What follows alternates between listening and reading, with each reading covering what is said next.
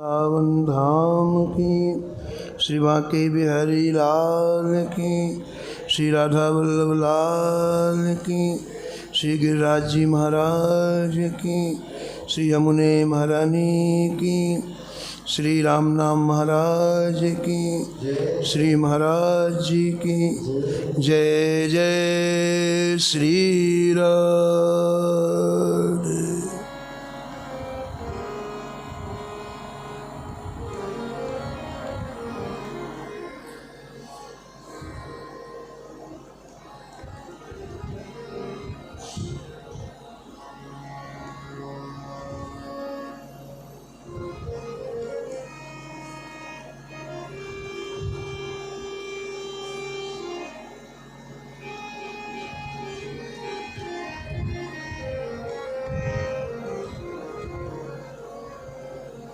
मधुकरी मांग सेवै भगत, तिन पर हो बलहारी। मधुकरी मांगी सेवे भगत, तिन पर हो बलिहारी। गोमा परमानंद प्रधान द्वारिका मथुरा खोरा, गोमा परमानंद प्रधान द्वारिका मथुरा खोरा। कालुख सांगा नेर भलो भगवान को जोरा। कालुख सांगा नेर भलो भगवान को जोरा। भीठल टोड़े खेम पंडा गुनेरे गाजे, विठल थोड़े कीम पंडा पुनोरेगा। श्याम सेन के वंश सीधड़ पीपोर विराजे। श्याम सेन के वंश श्रीधर विभोर विराजे। जय तारण को पाल के, जय तारण केवल कूबे मोल लियो। केवल तूने मधुकरी मांग सेवे भगत, मधुकरी मांगी सेवे भगत, तिन पर हो बलिहार कियो। तिन पर हो बलिहार कियो।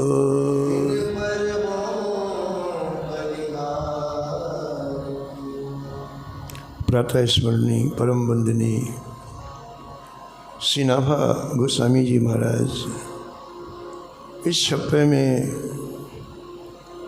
एक सूत्र प्रदान करते हैं। जिन संतों ने मधुकरी मांग करके यानी भिक्षा मांग करके संत सेवा की है, उन्होंने मुझे खरीद लिया है। मैं उनके ऊपर बलहारी जाता हूँ। उन्होंने सर्वस्व का समर्पण किया। एक समर्पण कुछ बचा के किया जाता है, एक सर्वस्व का समर्पण किया जाता है। सर्वस्व का समर्पण सर्वश्रेष्ठ है। इन संतों ने अपने लिए कुछ नहीं रखा, संतों के लिए सब कुछ रखा। नाभाजी महाराज अत्यंत प्रभावित हुए। सेवा तो लाखों लोग करते हैं, करेंगे, कर रहे हैं, लेकिन इस तरह से 4 रोटी मिली, उसमें अतिथि को खिला दिया, संत को खिला दिया, खुद भूखे रहे, पुत्र भूखा रहा, पुत्रवधी भूखी रही, पत्नी भूखी रही, लेकिन बड़ी प्रसन्न था। आज संत भगवान प्रसन्न हो गए, उसमें हमारी प्रसन्नता, ये सर्वस्व समर्पण है। हमारे पास 10 करोड़ हो, उसमें हमने 1 लाख की सेवा कर दी, ना करने से ठीक है, लेकिन बहुत अच्छा नहीं है। लेकिन हमारे पास 4 रोटी हैं और चारों रोटियां हमने खिला दी किसी के संतोष के लिए, ये श्रेष्ठ सेवा है। इससे ठाकुर जी रीझते हैं, ये ठाकुर जी के नोटिफिकेशन में आता है। ऐसी सेवा इन संतों ने की, इसलिए नाभाजी महाराज अत्यंत ही इनके ऊपर न्यौछावर है। पूज महाराज जी श्री मथुरा दास जी महाराज सुनाते थे कि एक बार सूर्य ग्रहण पड़ा। सूर्य ग्रहण में लोग कुरुक्षेत्र जाते हैं। कुरुक्षेत्र में स्नान करने के लिए बहुत से लोग सूर्य ग्रहण में जाते हैं। बड़ी महिमा पुराणों में लिखी हुई है।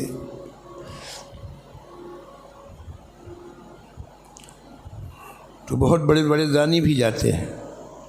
ग्रहण में दान का विशेष महत्व हो जाता है, कई गुना मल्टीप्लाई हो जाता है वो दान। तो जो लोग जानकार हैं या जिनको सत्संग प्राप्त है, तो लोग सूर्य ग्रहण के समय विशेष करके कुरुक्षेत्र जाके दान करते हैं। तो श्री महाराज जी कह रहे थे कि एक बार कुरुक्षेत्र में हजारों दानी इकट्ठे हुए, हजारों। तो आपस में उन्होंने बैठक की, कहा देखो भाई, हम लोग इतने वर्षों से कुरुक्षेत्र आ रहे हैं, हमारे पहले की पीढ़ियां भी कुरुक्षेत्र आई हैं और कुछ न कुछ दान किया है, तो आज अपन ऐसा करते हैं, बढ़िया सुंदर मौका है, सब लोग एकत्रित हैं, अपने में सबसे श्रेष्ठ दानी कौन है, आज इसका निर्णय हो जाएगा। बहुत दिनों से हम लोग कुरुक्षेत्र आ रहे हैं, साल में सूर्य ग्रहण 1 आध बार पड़ता ही है, दान भी देते हैं, लेकिन ठाकुर जी ने किसे सर्वश्रेष्ठ दानी माना, हम सब में श्रेष्ठ दानी कौन है, आज इसका निर्णय हो जाए। लोगों ने कहा बहुत अच्छी बात है, निर्णय कौन करे। एक ने कहा देखो भाई, यदि किसी व्यक्ति को तुम निर्णायक बनाओगे तो व्यक्ति अपनों का पक्ष लेगा, उसका परिचय का है, उसकी जान पहचान का है, उससे कोई संबंध है, तो उस आँख बंद करके उसके बारे में निर्णय देगा। तो लोगों ने पूछा आप क्या कहना चाहते हैं?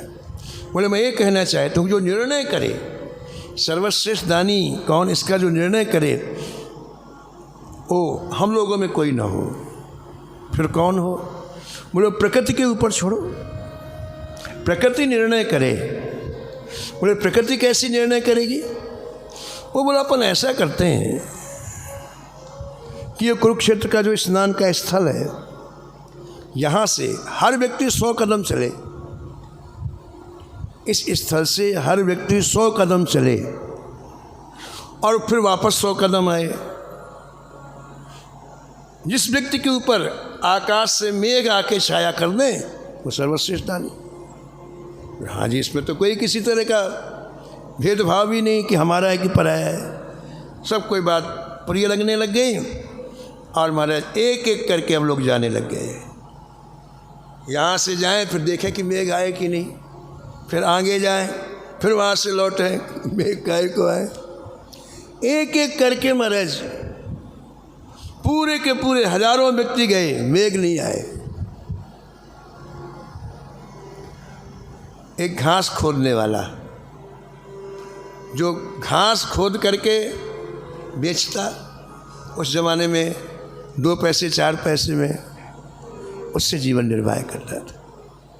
उसके पास 2 ही चीज़ें थीं, एक घास छीलने के लिए खुरपी और घास रखने के लिए खरिया। वो जाल सा रहता है ना, उसमें घास रख करके लोग पीठ में टांग के लाते हैं, उसको खरिया बोलते हैं। एक खुरपी और दूसरा खरिया।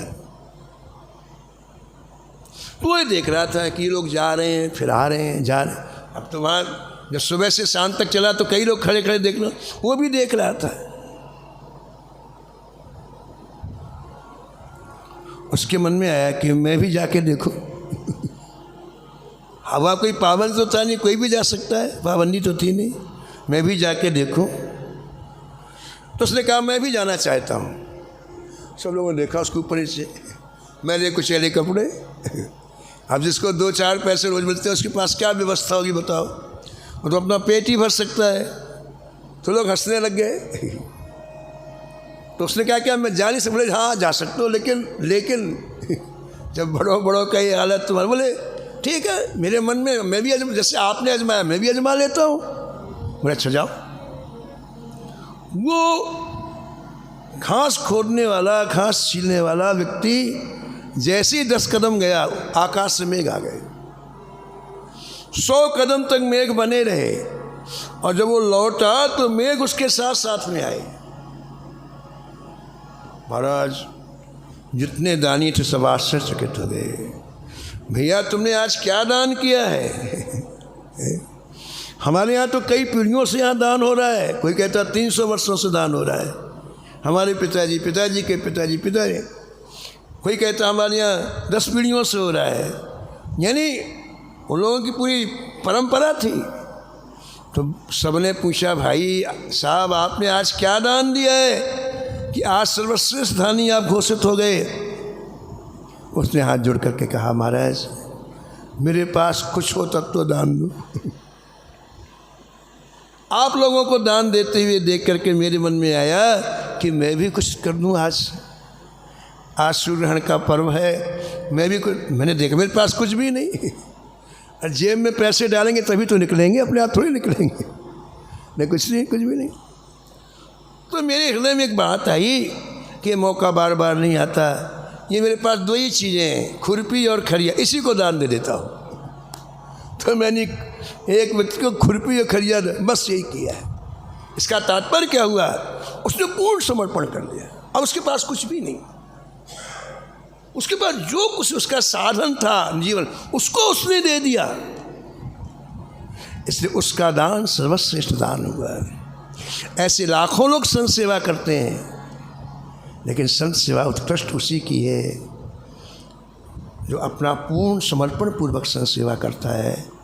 ऐसा नाभाजी महाराज के मधुकरी मांगो सेवे भगतो, मधुकरी तिन पर हो बलिहार क्यों,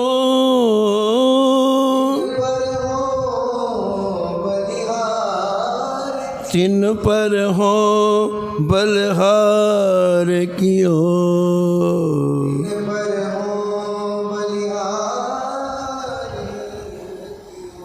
परम भागवत कुंवर जी का स्मरण श्री नभा गोस्वामी जी ने किया है इस छप्पे में, जिसका विस्तार भक्तमाल के टीकाकार श्री प्रियादास जी महाराज ने किया है।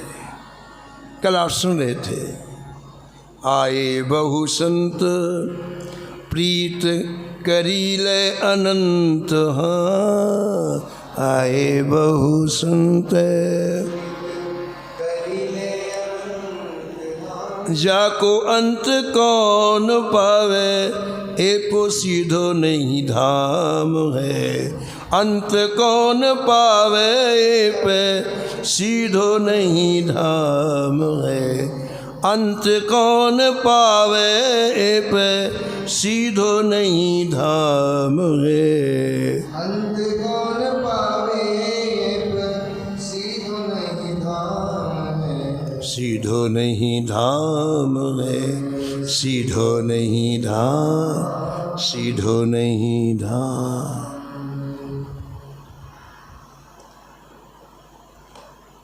कल आप श्रवण कर रहे थे, इन प्रेमियों को संत दर्शन से कितना सुख मिलता है। इनके पास कुछ है कि नहीं ये खास बात नहीं, हृदय तो है। संत का दर्शन करते ही कहते जैसे ठाकुर जी के साक्षात्कार से सुख मिलता है वैसा सुख।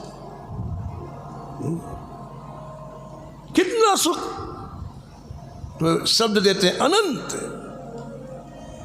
जिसकी कोई लिमिटेशन नहीं है, जिसकी कोई सीमा, असीम।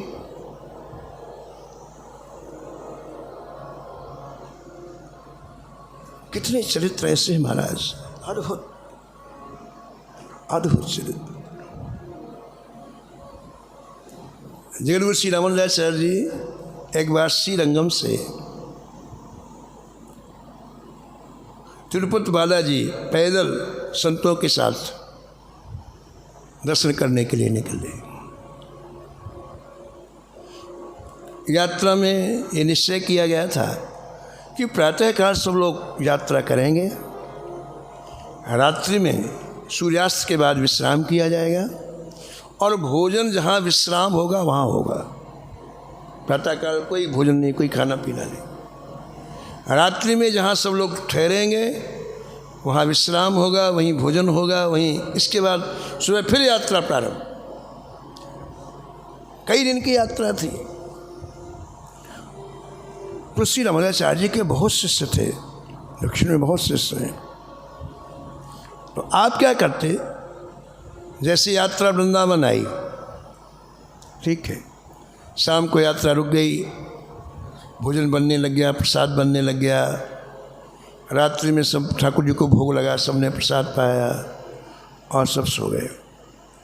प्रातःकाल अपना नित्य नियम नित्य क्रिया करके सब लोग यात्रा के लिए जब तैयार होके स्वामी जी के साथ चलने लग जाएं, तो स्वामी जी कहते एक दो अपने सेवकों को बुलाते और कहते देखो भाई अभी अगली यात्रा मथुरा रुकेगी, तो मथुरा जाओ। मथुरा में हमारे अमुक सेवक रहते हैं, उनसे कहना कि आज शाम तक यात्रा है आएगी, यात्रा का पूरा प्रबंध आपको करना है, ठहराने का, उनके भोजन की व्यवस्था सब। सेवक लोग जाते, सेवक वहाँ ऐसा कहते और इसके बाद वो बड़े बढ़िया प्रबंध हो जाता।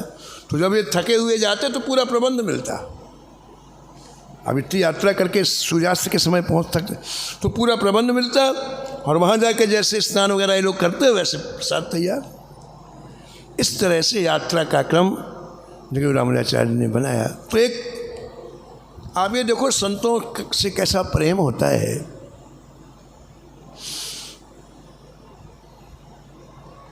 तो एक जगह आप प्रातःकाल जब यात्रा में निकलने लग गए, वो अपने दो सेवकों को बुला के कहा कि देखो यहाँ से 20 मील की दूरी पर अमुक नगर है, बहुत बड़ा नगर था, वहाँ हमारे बहुत संपन्न व्यक्ति रहते हैं, धनवान व्यक्ति रहते हैं, हमारे शिष्य, उनसे कहना कि आज गुरु जी की यात्रा के साथ में 1000 संत साथ में चल रहे हैं, वो सभी यहाँ रुकेंगे, उसकी व्यवस्था, प्रसाद की व्यवस्था समय के समयानुसार आपको करनी है, यानी समय पर करनी है, ठीक है। यात्रा तो पाँव चलती है और वो लोग तो दौड़ के जाते सेवक लोग।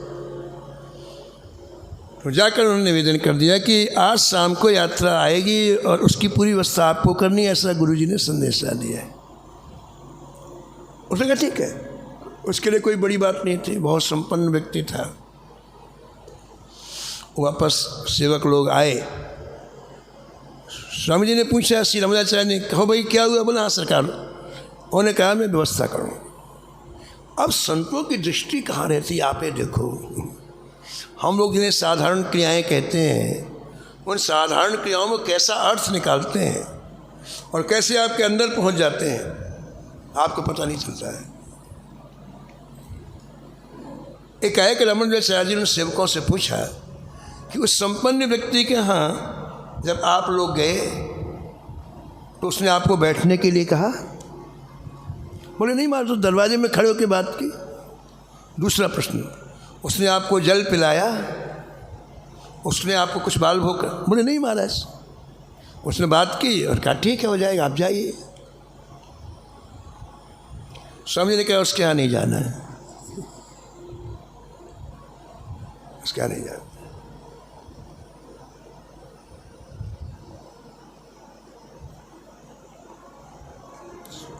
शुक ने पूछा, क्यों सरकार? बोले, उसकी संत सेवा में रुचि नहीं है। तुम संत थे, संत के वेश में तुम्हें बैठने को भी नहीं कहा, तुम्हें एक गिलास जल भी नहीं पिलाया, तुम्हें कुछ खाने को भी नहीं दिया, उसकी संत में रुचि नहीं। अरे हमारा तो प्रभाव है, हमारा तो स्वागत करेगा ही, प्रभाव जानता है, लेकिन संतों की सेवा की रुचि नहीं है।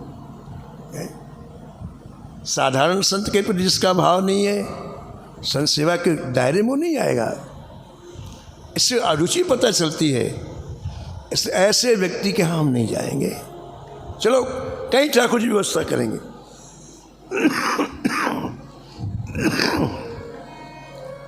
उस दिन निश्चित नहीं था कि कहाँ ठहरेंगे। सूर्यास्त के समय आ गए तो श्री रामदासाचार्य जी को याद आया कि एक शिष्य हमारा रहता है यहाँ, अत्यंत गरीब, भिक्षा मांग करके जीवन निर्वाह करते, भिक्षा मांग करके जीवन निर्वाह करता है। वो याद आ गया। बोले चलो।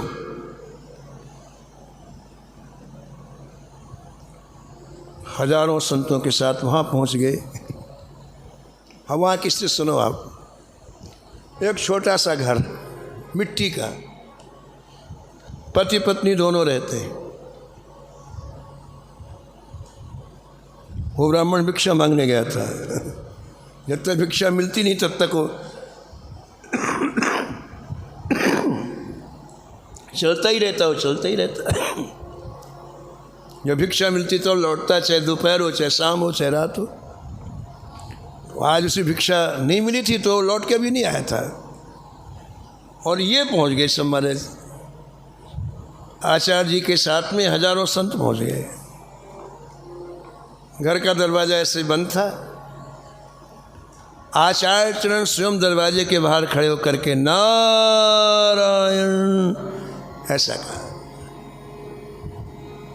ब्राह्मण की पत्नी समझ गई गुरुदेव की आवाज़, गुरु जी आए हैं।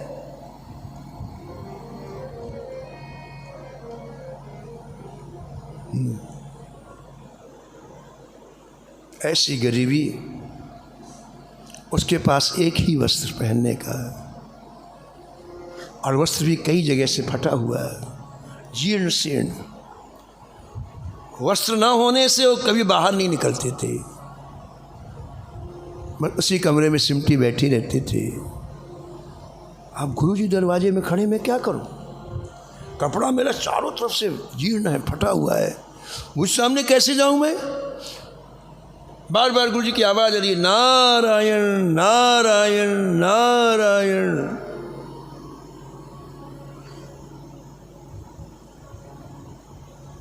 अंतर्यामी गुरु समझ गए इसके पास वस्त्र नहीं है। ऐसे कुत्री ओढ़े हुए थे, उसको निकाला। और पुराने ज़माने के दरवाजे आप देखते होंगे, उसमें बीच में गैप होता था, अब फिक्स बनने लग गए। पहले दरवाजे 2 पल्ले के बनते, और उसमें आप बंद भी कर तो भी गैप होता था उसमें। उस गैप से आपने वो वस्त्र डाल दिया अंदर। उसने तुरंत कपड़े को लपेटा। स्वामी जी ने, गुरु जी ने जो वस्त्र उसको लपेटा, लपेट करके दरवाज़ा खोला और चरणों में प्रणाम किया, वंदन किया। उसको इतनी खुशी हुई, अभी आप सुने, अनंत प्रीति। उसको कभी स्वप्न में भी नहीं था कि मेरे शरीर की गरीबी क्या इतने संत आएंगे। तो उसको इतनी खुशी हुई, इतनी खुशी हुई, उसके सारे वस्त्र आंसुओं से भीग गए। प्रभुता तज प्रभु कीन स्नेहु, प्रभुता तज प्रभु कीन स्नेहु, भयउ पुनीत आज मम गेहु,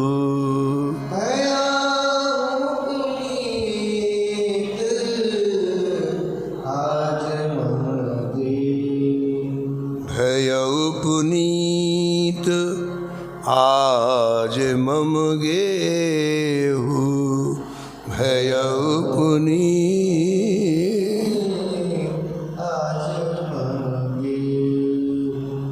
असरण शरण विरद संभारी, असरण विरद संभारी, राखहु शरण दीन हितकारी, राखहु शरण दीन हितकारी, दीन हितकारी, दीन हितकारी। कैसा उसको लगा होगा, आप कल्पना करो। अत्यंत विपन्नता में जीवन, सामने हजार संत खड़े हैं, गुरुदेव मध्य में खड़े हैं, वो सबका दर्शन कर रही है, कितना सुख मिला उसे। एकाएक गुरुदेव बोले, देवी हम लोग यहाँ प्रसाद पाएंगे और यहीं ठहरेंगे हम लोग।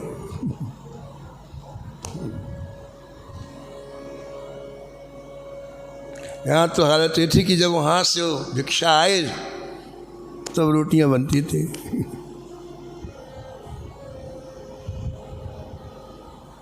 तुरंत उसने कहा, गुरुदेव श्री रमदाचार्य ने संतों से कहा, आप लोग सामने सरोवर है, जाइए स्नान करिए और अपना नित्य नियम करिए। पहले संत वृक्षों के नीचे ठहरते थे, न किसी को कमरा चाहिए, न किसी को व्यवस्था चाहिए। शरीर भी ऐसे थे और वातावरण भी ऐसा था। अब तो दोनों चीज़ें बदल गई। शरीरों में, अगर आप वृक्षों के नीचे सो तो 1 महीना अस्पताल में रहना पड़ेगा आपको, शरीर में क्षमता ही नहीं रह गई। और वातावरण इतना दूषित हो गया है, हर चीज़ पॉइजनस मिल रही है आपको। दूध पियो तो पॉइजन, फल खाओ तो पॉइजन, सब्जी खाओ तो क्या खाओगे। तो शरीर की सामर्थ्य समाप्त हो गई, घट गई। उस समय शरीर में क्षमता थी। महाराज वृक्षों के नीचे सब संतों ने अपना आसन लगा लिया। अब इसने, अब मैं क्या करूं। हाँ सरकार तो कह दिया, करूं क्या। अब देखो ब्राह्मण भी घर में नहीं है। आहा, जब सभी लोग स्नान करने चले गए, गुरुजी भी चले गए, तो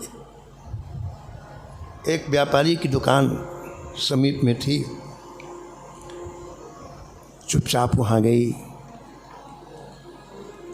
हाथ जोड़कर व्यापारी से कहा, भैया हमारे यहाँ संत आ गए हैं, तो मुझे कुछ सामग्री चाहिए, आप दे दो। और आपका मैं एक पाई दे दूँगी, अभी मेरे पास व्यवस्था नहीं है, मेरे ऊपर आप कृपा करो।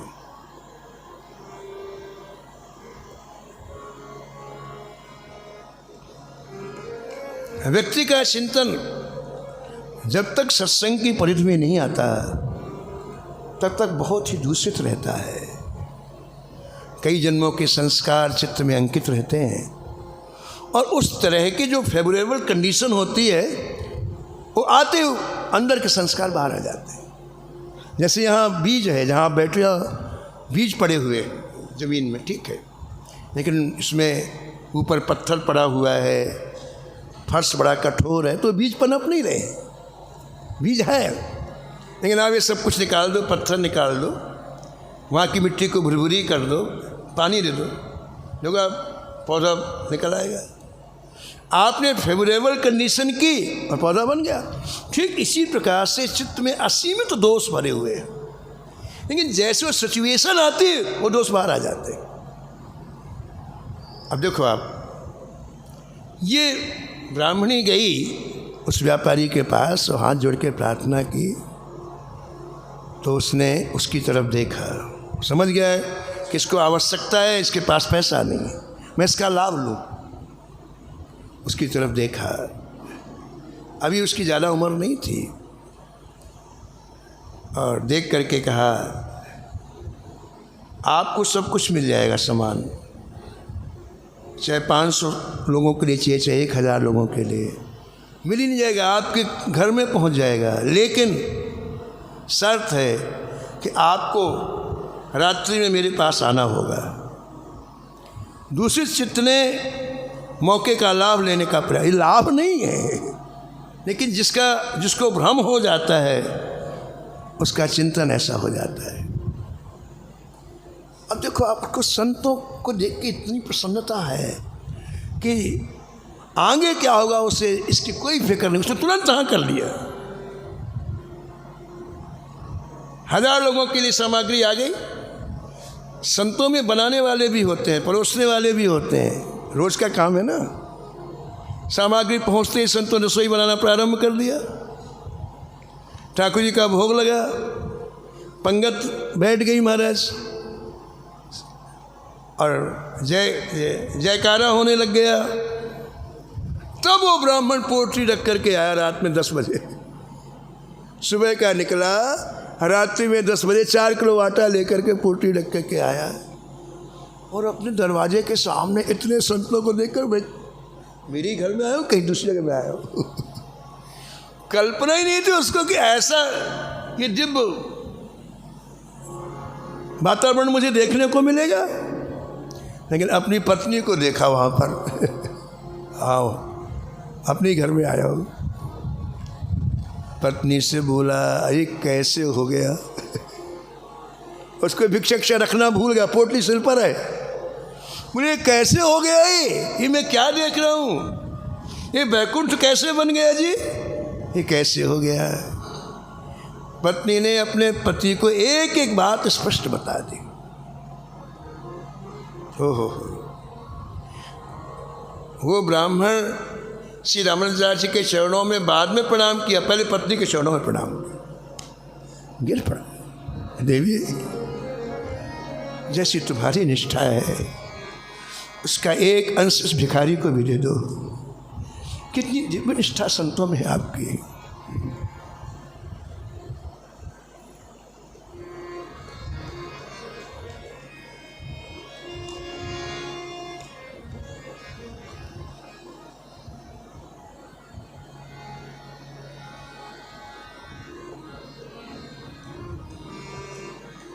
गुरु जी के पास गए हैं, ब्राह्मण देवताओं गुरुदेव को प्रणाम किया है। गुरुदेव ने प्रसाद पाया है। प्रसाद पाने के बाद सब संत आराम करने लग गए। ब्राह्मण ने कहा, देखो अब जिसने इतनी सारी व्यवस्था की उसके पास तुम्हें जाना है, तुम जल्दी जाओ। उस ब्राह्मणी के मन में आया कि मैं वहाँ तक जा ही रही हूँ, गुरु जी का शीत प्रसाद जो मैंने रखा, क्यों ना उसको भी ले जाऊँ, उसको भी दे दूँ। श्री रामानुजाचार्य जी ने जिस पत्तल में पाया था उसमें शेष जो प्रसाद था उसने रख लिया था। और जब हमारे उस व्यापारी के यहाँ रात्रि में गई तो दोनों वो प्रसाद भी ले। वो तो प्रतीक्षारत था ही। देखते ही दरवाज़ा खोला, वो ब्राह्मणी अंदर गई और कहा, मैं आपके लिए कोई चीज़ लाई हूँ, इससे पहले आप खा लें। उसको तो इससे मतलब नहीं था, उसको ये था इसके हाथ से मिल रहा है इसलिए खा लूँ। उसके प्रति आसक्ति हो गई थी ना, तो ये जो चीज़ दे रही उसको मैं खा लूँ, वो क्या था उससे मतलब नहीं था। महाराज जैसे महाराज उसने ग्रास मुख में डाला, शीत प्रसादी की महिमा देखो आप, सारे विकार नष्ट हो गए, चिंतन परिष्कृत हो गया, शुद्ध हो गया, और वो ब्राह्मणी के चरणों में साष्टांग गिर पड़ा। माँ, मेरे से बहुत बड़ी भूल हो रही थी, माँ क्षमा नहीं करेगी तो कौन क्षमा करेगा, आप मुझे क्षमा कर। वो ब्राह्मणी उस व्यापारी को लेकर के स्वामी जी के पास आई, श्री रामानुजाचार्य जी के पास आई, उससे दीक्षा दिलवाया और वो आगे चल के परम संत बन गए। ऐसी सेवा, सर्वस्व का समर्पण करके सेवा। श्री रामाजी महाराज कहते हैं वो मुझे खरीद लिया उन्होंने। सेवा तो कई लोग करते हैं, लेकिन सेवा का जो प्रारूप है वो अलग अलग है। आइए मूल बात पर। आए बहु संत प्रीत करील अनंत जाको, आए बहु संत अंत कौन पावे, ये पो सीधो नहीं धाम है।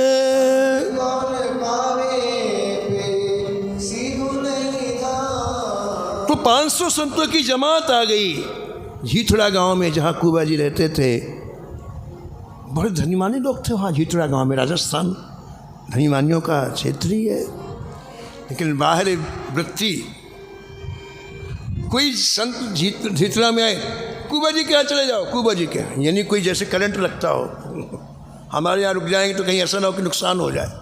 कुबा जी के चले जाओ, कुबा जी के चले जाओ, कुबा जी के यहाँ भेज देते। और कुबा जी संतों के बड़े प्रेमी, संतों के बड़े। तो जैसे ये 500 संत कुबा जी के पास आए तो बहुत प्रसन्नता हुई। संतों ने कहा, कुबा जी बहुत दूर से चल करके आ रहे हैं, रास्ते में जंगल था, कोई गांव नहीं मिला, इसलिए पहले तो आप प्रसाद की व्यवस्था करो, बात बाद में होगी, बात बाद में होगी। प्रियदास जी कहते हैं कि संतों की रहनी तो देखो महाराज, कुछ भी नहीं रहता इनके यहाँ। कैसा फक्कर जीवन होता है प्रभु के आश्रम में, कैसे इन्हें सुख मिलता है, कुछ भी नहीं था। सीधो नहीं धाम, सीधा का तात्पर्य आटा चावल दाल कुछ भी नहीं। 500 लोग बाहर आके खड़े हो गए। संत पहले स्नान आदि करते हैं, इसलिए उन्होंने स्नान आदि किया। तब तक आपने श्री ठाकुर जी का स्मरण करके व्यवस्था करने का विचार बनाया।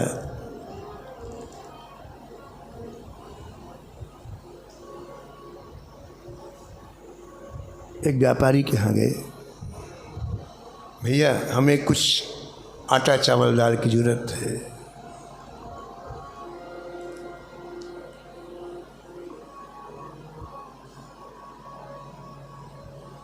और देखा भैया पैसे लाओ, सामान ले जाओ।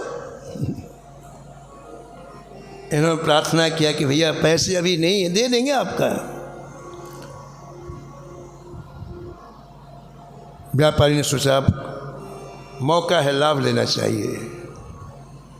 उसने कहा, देखो कुबा जी, आप परोपकार का काम करते हैं, अच्छा काम करते हैं, इसलिए मैं अपना नियम तोड़ रहा हूँ, बिना पैसे के आपको सामान दे दूँगा, लेकिन मेरे खेत में कुआं खोदना है। यदि आप मुझे लिख के दे दो कि इन पैसे के बदले जो मैं सामान दे रहा हूँ, इस सामान के बदले आप कुआं खोद के दे देंगे बिल्कुल पूरा, तो मैं आपको सामान दे देता। बात ये थी कि जो कुआं खोदने की कीमत थी वो सामान से चौगुने दाम की थी। 1000 रुपये का मान लो सामान है तो कुआं खोदने की कीमत 4000 थी। और व्यापारी बहुत दिमाग के तेज होते हैं, बोले इसी समय मौका है, चौगुना लाभ लो। अब ये कोई हिसाब किताब संतों के पास हो, उन्हें हाँ कर लिया। संतों की सेवा हुई, संत सुखी विचरंत में ही प्रातःकाल संत आगे की यात्रा में निकल गए। व्यापारी ने संदेशा भेजा कि महाराज आप जल्दी से कुआं खोलो हमारा। बोले ठीक है। इस तरह से महाराज, उनके पास कोई लेबर के लिए पैसा थोड़ी था, किसी को ले जाएंगे। कुबा जी और उनकी पत्नी 2 प्राणी थे। कहा चलो देवी कुआं खोदने चलना है, हमने उससे पैसे सामान लिया है तो वो उसका काम करके देना है। प्रियदास से कहते हैं कि दोनों ही उसके खेत में गए, व्यापारी ने बता दिया यहाँ कुआं खोदना है, और राजस्थान में कम से कम महाराज 80-80 फीट में पानी निकलता है, इतना गहरा पानी निकलता है। अब कहते हैं कि संत के कार्य करने की प्रणाली क्या है। कार्य तो हम सभी करते हैं, लेकिन एक संत यही कार्य करता है, उसकी विशेषता क्या है। गए कुआं खोद वे को, गए कुआं सुआ जो उचारे नाम, सुआ जो उचारे नाम, सुआ जो उचारे नाम, सुआ जो उचारे नाम। कुआं खोदने के लिए गए, लेकिन जैसे फावड़ा चलाते हैं वैसे ही जोर से बोलते हैं सीताराम, उचारे नाम सीताराम। उनकी पत्नी का नाम था पूरी। पूरी जैसे मिट्टी उठा के सिर पर रख कर फेंकने जाती है तो मिट्टी उठाते वो बोलती सीताराम। यही बात भगवान श्री कृष्ण ने गीता में कही है अर्जुन से, मामुस्मर युद्ध चा। अर्जुन तुम संसार में विजय प्राप्त करना चाहते हो, एक काम करो, मेरा स्मरण करो और संसार के युद्ध वाले संसार के काम करो। आप केवल संसार के काम करोगे तो फंस जाओगे, फंस जाओगे। लेकिन अगर मेरा स्मरण करते हुए संसार के काम किया, हर जगह बिजी हो गए और मेरे पास आओगे। ये सूत्र, दो शब्दों में सूत्र दे दिया संसार में रहने का।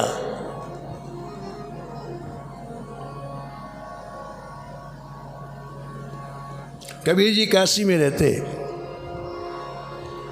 और कपड़ा बना करके रोज बाजार में बेचते और उसी से महाराज आटा चावल दाल आता था, रोज का काम। रात्रि में कपड़ा बनाते।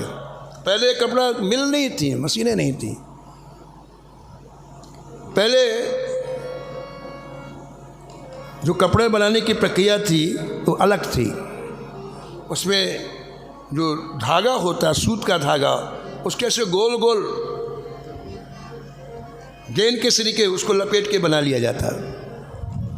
उनका जो करघरा होता था उसमें उस गोले गोले को इधर से उधर फेंकते, फिर उधर से इधर फेंकते, ऐसे फिर ताना बाना बनता जाता। तो कबीर जी जब उस गोले को इधर से उधर फेंकते तो बोलते सीता राम, और उधर से इधर फेंकते तो बोले सीता।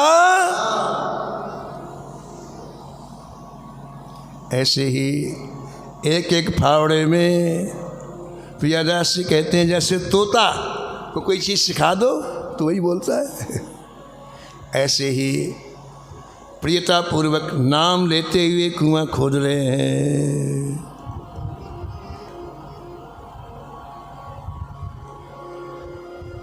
राम जप राम जप, राम जप बावरे, राम जप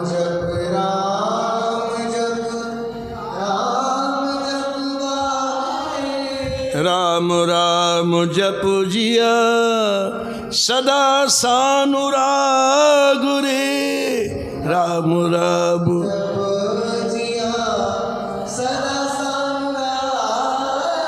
कलिना विराग, जोग जाग तप त्याग रे।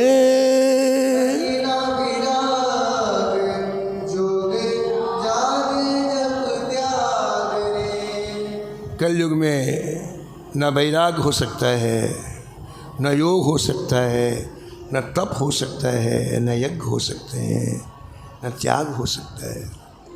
नाम सुनने में बहुत अच्छा लगता है, प्रैक्टिकल जीवन में असंभव है। केवल नाम हो सकता है, और नाम की सामर्थ्य देखो आप गोस्वामी जी के शब्दों में, राम सुमिरत, राम सुमिरत सब विधि को राज रे, सब विधि को राज। आपकी जीवा में यदि नाम है तो आप संपूर्ण ब्रह्मांड के अधीश्वर हो गए। राम को विसारबो निषेध सरताज रे। हमको विसार हो निषेध सबका। यदि कोई संसार का व्यक्ति कहे कि आप नाम छोड़ करके और इस बादशाह के सिंहासन पर विराजमान हो जाओ, तो बोलते निषेध नहीं, तू रखे रहो अपना सिंहासन, हम नाम एक क्षण के लिए नहीं छोड़ सकते। राम नाम महामणि फणी जग जाल रे।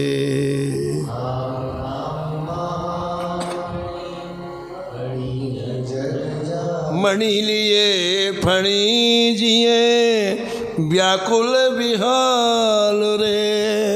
मणि लिए मणि दिए व्याकुल विहार।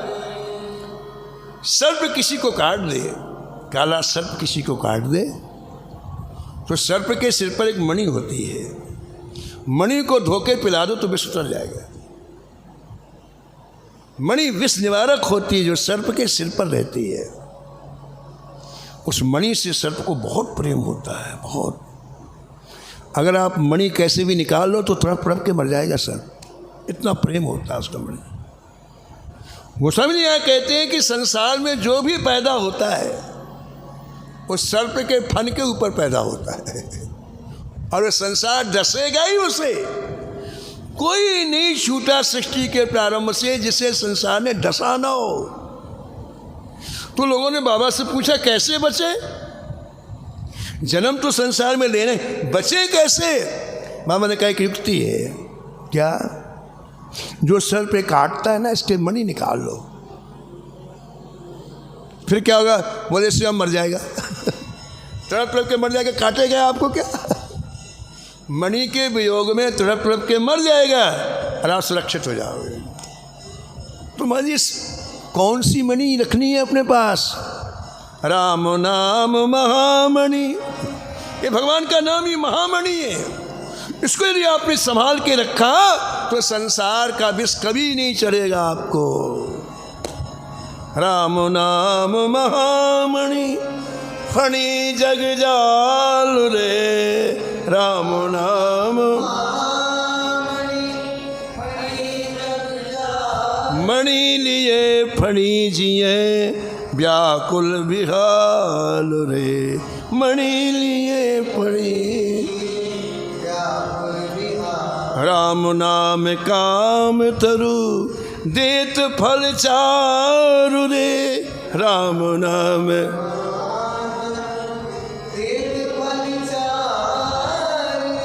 कहत पुराण वेद पंडित पुरारी रे।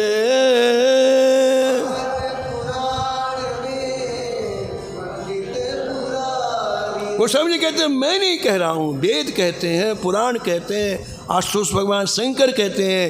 नाम लेते ही अर्थ धर्म काम मोक्ष सामने हाथ जोड़ के खड़े हो जाते हैं। हमको स्वीकार करो, हमको स्वीकार करो, हमको स्वीकार। राम नाम प्रेम परमार्थ को सार रे। राम नाम प्रेम परमार्थ को सार रे। राम नाम तुलसी को जीवन आधार रे। नाम तुलसी को जीवन आधार। गोस्वामी जी कहते हैं परमार्थ का सार, एसेंस नाम है, और मेरे जीवन का तो आधार है। नाम ना हो तो मैं अभी फिर प्राण चले जाएं। ऐसा नाम कुबा जी महाराज लेते हुए काम कर रहे हैं। अब आगे क्या होगा, कैसी लीला करें, कैसे ठाकुर जी इनके साथ में अनेक तरह की लीलाएं करेंगे, ये सब प्रसंग आप कल सुनेंगे। समय की मर्यादा में वाणी को यहीं विराम।